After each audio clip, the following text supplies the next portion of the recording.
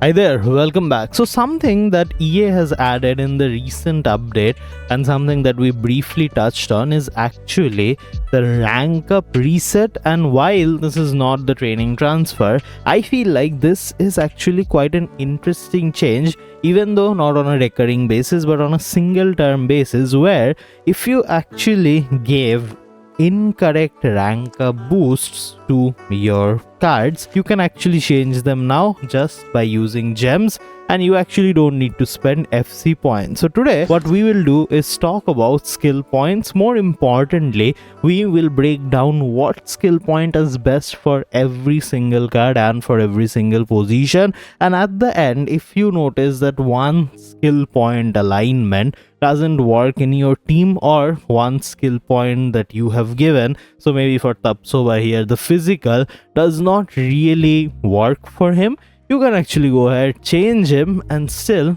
play with him just by spending a few gems. So in order to do this today, we will be using the examples of two squad builders. Number one is this one, number two is this one, in order to cover every single position. Now we are breaking these down in terms of position, you'll understand why in a second, but let's start with the more generic formation. Let's start with 4-3-3 holding. This is the formation that I personally use, and of course we will start with the first position, which is striker.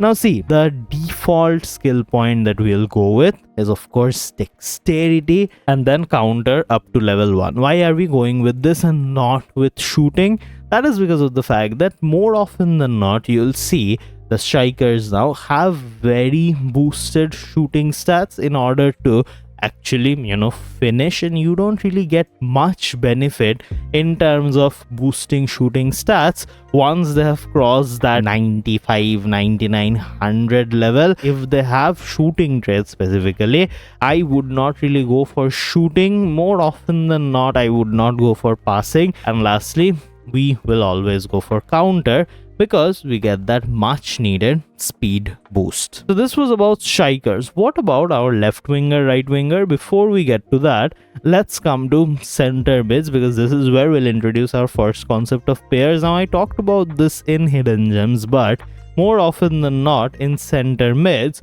you will target one of your center mids as your defending center mid, one of them as the attacking one. Now the attacking one will get the physical and then box to box, because of course box to box boosts things like positions, ball control, short passing, and physicality, while it may seem counterintuitive, boosts strength, ball control, position as well. Whereas something like defending boosts marking, awareness, standing, tackle. So actually out of these three, passing is the one we'll always avoid, because in this game physicality is more important for a center mid than passing. And on the other hand, of course, you can tell we'll go for defending with someone like Vieira.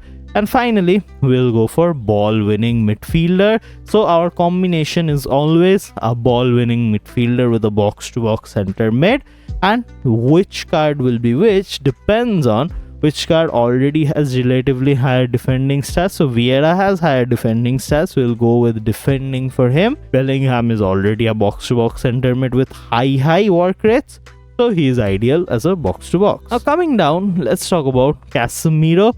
Now he, funny enough, also has the same sort of baseline, which is defending, passing and physical. Now for CDMs, I always want the anchor skill boost, especially if this is a single CDM, so a pivot. This makes sure that his defensive positioning is boosted, along with marking strength, sliding tackle, standing tackle.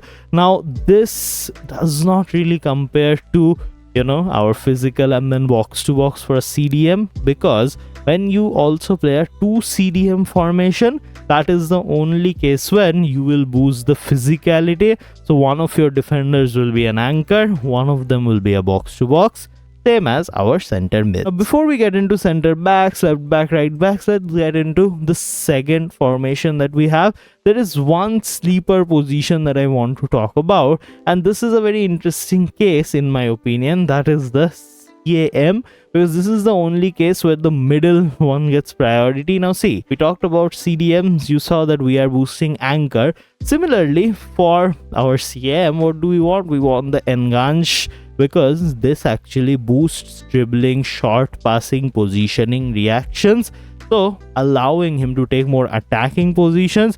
We are simply not going for the shooting one here, even though I would say if you have a CM who is relatively faster, you might just want to go for shooting if they have low level shooting. I have seen cases like this, but always remember, anything over 90-95 shooting for a CM is basically not necessary. And lastly, passing.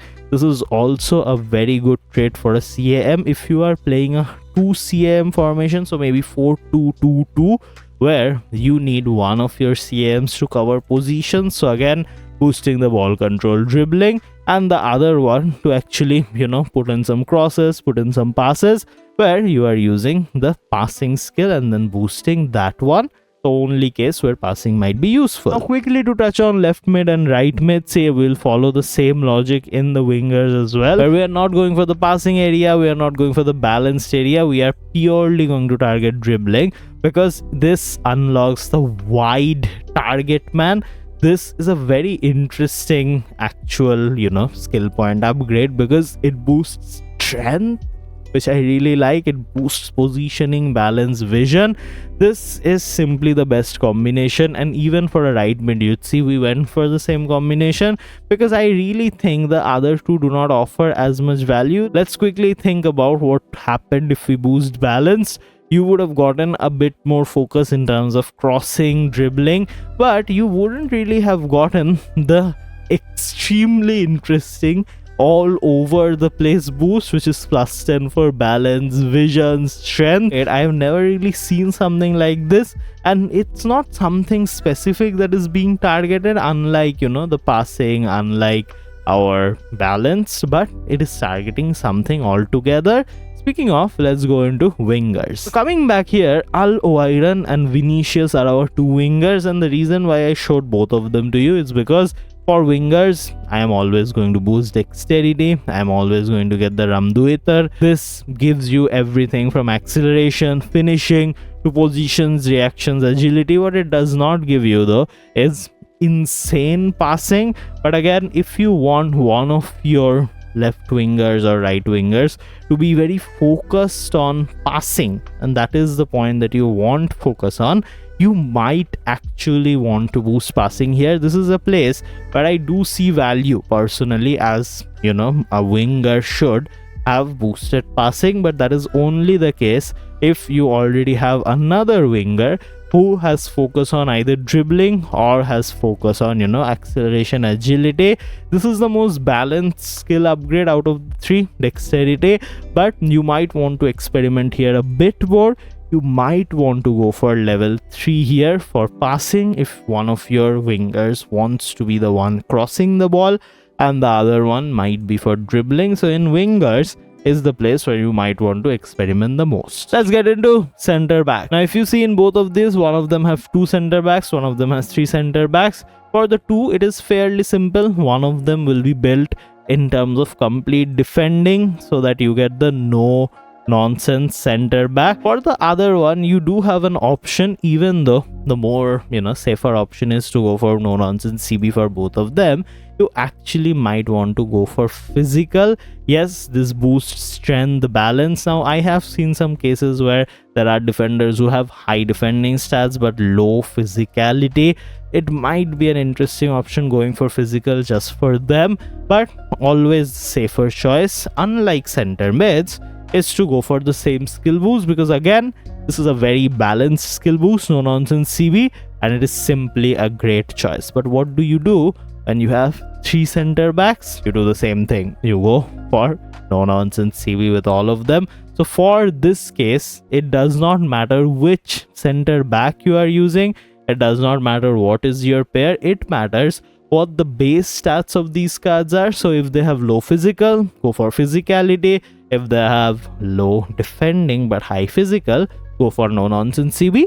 If you want to play it safe, all of them no nonsense CB. Now we have left wing back, right wing back, and we have left back, right back. Does this actually change? Before we find that out, let me quickly talk about goalkeeper. You don't get much options with a goalkeeper, but always 100% of the time you should use shot stopper. That is the one true skill boost that never changes, the skill upgrade that never changes. Center back and goalkeeper, you are more or less keeping them always consistent. Let's first talk about the wing backs though. Lizarazu and Cafu, you'll see both of them we use the same upgrade, that is in balanced. Why do we go for balanced here?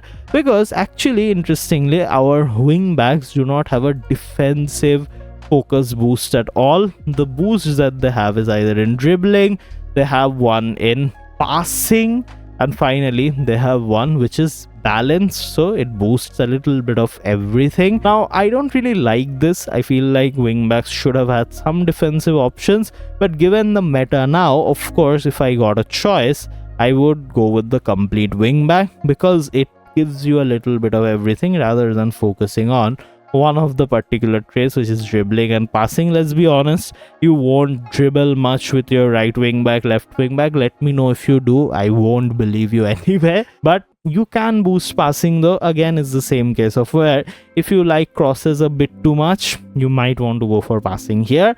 But if you are a normal person, then you just want to go for complete wing back for both of them, thus giving them a very balanced skill tree. But we will enter this video with Poro and Mendy, both of them getting the same upgrade. This is why I feel like good left back and right back is generally a better card to go for, because you can actually play them at right wing back, left wing back more often than not after the upgrade.